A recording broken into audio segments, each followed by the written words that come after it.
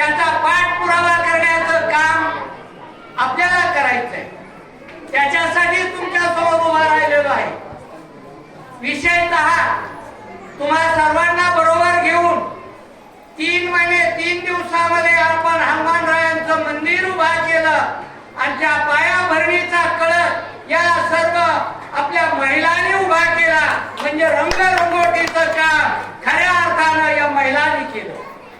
त्याचा गावकऱ्यांना आणि आम्ही जे तुमचे सेवक होतो आम्हाला सार्थ अभिमान आहे। आणि म्हणून करता महाराजांकडे जायचं म्हणजे भाकरीची गाडी सुरू करायची, ही पहिली पायरी। या पहिल्या पायरीला कच्च्या यादीला महाराजांकडनं वाडगावचं नाव टाकून घ्यायचंय। हसनापूर मध्ये खाटेगावामध्ये ही गाडी येते, आपण मात्र त्याला अपवाद आहोत। तो कार्यक्रम आपल्याला आधी भाकरीचा सुरू करायचा आहे।